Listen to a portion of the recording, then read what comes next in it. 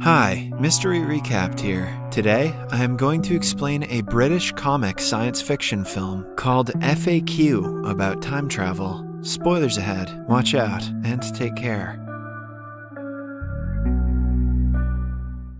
At the start of the movie, we are introduced to three friends, Ray, Pete, and Toby, who are enjoying some drinks in a pub. They talk about some interesting topics like movies and time travel, while also having some good debates. After a while, Pete decides to head to the toilet. He has a very intricate way of peeing, which involves a bit of singing and dancing. After he's done, he heads outside, but as soon as he opens the door, he finds everyone dead on the floor, with devastation lying all around. Suddenly, he also notices a beardier version of himself, which is his future self, and rushes back into the toilet. After a bit of contemplating, he returns to the bar again, but this time, it has reverted back to its normal self. Following this, we are taken 6 hours before the incident. Somewhere in space, astronaut Ray talks about time travel from one of the spaceships floating around. He seems to be briefing a large audience on how one can combat against the aliens and destroy their existence. Slowly, he gets overexcited about the mission and starts spewing profanity. When the camera pans to his audience, it turns out that they are just a bunch of kids who are there for a science program. In fact, the whole setup is inside a kid's park. As soon as Ray finishes his overly energetic speech, the kids start crying. He tries to calm them down by turning on the alert button, but it only makes the situation worse. Just then, the manager of the park enters the room and witnesses the commotion. Enraged, he calls Ray inside his office and strips him of his duties. Ray even has his handshake snubbed by his manager, and in a fit of rage, he kicks one of the toys in his room. However, when the manager stares at him, he quickly picks it up as if nothing happened. Here, we get to know that Ray is a nerd who loves everything about time travel and sci-fi. Outside, Pete and Toby are dressed in dinosaur suits, distributing food pamphlets. The two have been struggling to get a decent job, and now have ended up at the same kids' park. Toby, who is another nerd, stresses that they're doing the job wrong, but a no-nonsense and carefree Pete assures him that it's right. While the duo is arguing, they are approached by a distraught Ray. In the next scene, the group sits at a restaurant and discusses possible job opportunities for Ray. Pete asks Ray about his dream job, if there were no limits, and the latter immediately replies that he wants to become a Time Lord. Hearing this, Pete starts teasing Ray, saying that he will never find a girl this way. However, Ray retorts that there are several sci-fi loving girls out there who will definitely find him attractive.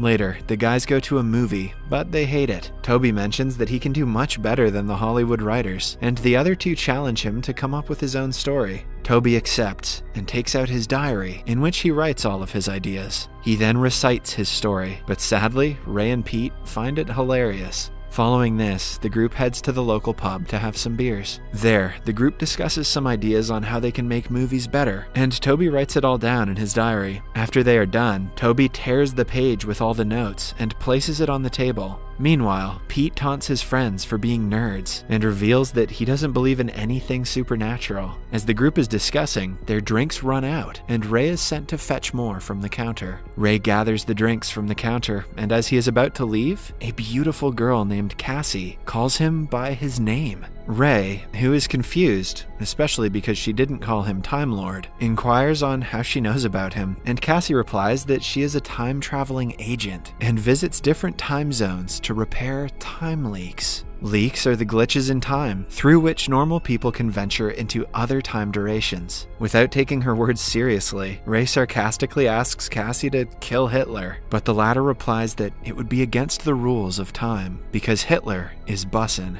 She also mentions that killing someone from the past is known as editing in their terms, and doing so will create a chain reaction that may cause grave consequences. However, there are a group of editors that kill famous people right after their most famous work. Ray is confused by the phenomenon, but Cassie gives some examples. In the context of Da Vinci, it would be killing him right after the Mona Lisa, and for Kurt Cobain, it would be killing him right after Nevermind. Cassie mentions that her job is to repair time leaks so that time can flow as usual. She further exclaims that her job is fairly boring, but one of the perks is getting to meet famous people from history, like Ray. Turns out that Ray is famous in the future because of something he hasn't done yet. She claims that in the future, several books will be written about him and refers to him as Ray the Great, indicating that she is not only a fan but has a bit of a crush on him. Ray is fascinated by the information, as he has never had a girl to talk sci-fi with. They talk for a bit more and eventually head their own ways. Ray assumes that his friends set him up with Cassie to make him feel better after losing his job. However, when he confronts them about it, they deny arranging anything. Hence, he narrates the whole story to them, but Pete and Toby are having none of it.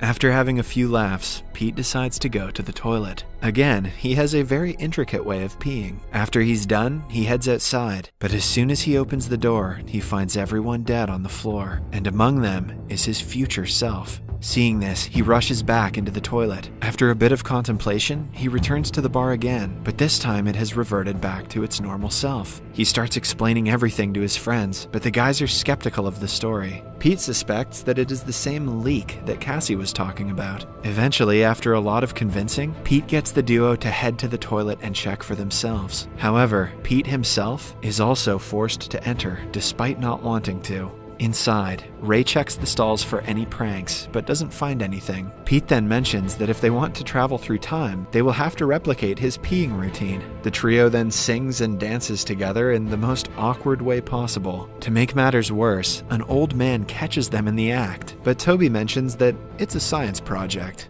After they are done, they head outside, but find everything normal, much to Pete's dismay. They then decide to head towards their table, but are shocked to find their past selves from 30 minutes ago there. Scared, the trio immediately retreats to another room and starts brainstorming ideas on how to avoid the situation. Ray mentions that they cannot confront their past selves, as it will create a paradox, whereas Pete mentions that they cannot go back inside the toilet as that leads to uncertainty. Hence, Ray comes up with an idea, and they decide to head inside a cupboard until their past selves head towards the toilet. Inside, Ray suddenly remembers that since they are in the past, Cassie is still present in the pub. After Cassie finishes talking with the past Ray, the original Ray approaches her and asks for help. He then reveals to her that the leak is the toilet itself, but Cassie doesn't believe it. She instead walks out the door, despite Ray's numerous attempts to convince her. But as soon as she goes out, she comes back inside with a totally different appearance. Turns out that Cassie has been gone for 6 months, despite being away from Ray for only 1 second. Cassie informs Ray that she has sorted everything out and suggests he wait with his friends inside the cupboard until their past selves leave. Meanwhile, it seems as if both of them have started liking each other. In the next scene, the trio come out of the cupboard after their past selves enter the toilet. Not willing to take any risks this time, they head to the ladies' toilet to freshen up. But when they come out, they are shocked to see the pub in a post-apocalyptic state. Seeing this, Pete decides to flee back into the women's toilet again, but when Ray and Toby are about to follow him, Pete suddenly emerges from the men's bathroom in a filthy state and stops them from entering. He seems to have traveled and stayed in another time zone for so long that he has been severely traumatized. Confused, Ray and Toby ask him about where he was, but Pete is too scared to answer. Instead, he keeps mentioning that they need to be ready with food and weapons. As Toby and Ray wander around to scavenge some supplies, we are shown an aerial view of the dilapidated city, which appears to be destroyed by some kind of nuclear strike. Soon, the trio gather some weapons and get changed into new outfits. After a while, when they head outside again, they are taken aback to find a large painting of themselves on the wall. Turns out that all 3 of them are extremely popular in the future. What's even more surprising is the fact that they are wearing the exact same outfits as in the painting. As the 3 are thinking about how they might have become popular, they suddenly hear a strange sound. They immediately rush inside, and right after, a huge ant devours a homeless man wandering outside. Inside the toilet, while Pete is explaining some of his scary experiences from the future, their past selves suddenly enter the toilet. Pete tries to contact them, but his friends pull him away inside one of the stalls. From there, they can just watch as their past selves make the same mistakes that they did earlier. When the past Ray comes to check on the final stall, he is distracted by the past Pete. Hence, he doesn't notice his future selves. When the past selves leave, the trio comes out of the stall, but Pete is enraged that he wasn't allowed to warn his past self. Hence, he rushes out of the toilet despite his friend's disapproval. When Ray and Toby also venture out to find their friend, they are taken aback to see several people dressed like them having a party. Turns out that the party is a fan-themed night based on the trio. Toby is immediately flattered by the attention, but Ray suggests he play it cool. Soon, they find Pete and also come across another painting of themselves. There, they notice the piece of paper that they had used to write their ideas on earlier and suspect it as the reason for their fame. But since they were drunk when they were writing, they cannot remember its contents. The trio tries hard to remember the contents, but just then, they are approached by another time traveler named Millie. Millie claims that she is Cassie's superior and assures the group that she's there to take them back to their own time. The trio become delighted and follow her instructions. In the next scene, the group reaches the pub once again, and it now looks to be normal. Their past selves are sitting in their spot, so they decide to have a couple of beers and wait patiently. After the past selves leave, the trio quickly reach their spot and start reading the piece of paper. While the exact contents are not mentioned, the trio seems to be stunned by it. They then decide to leave the paper on the table so that they can get rich and famous in the future. Thinking that everything is now back to normal, Ray decides to take a leak, but this time he heads outside. As he is about to do his business, he is again approached by Cassie, who seems very happy to see him.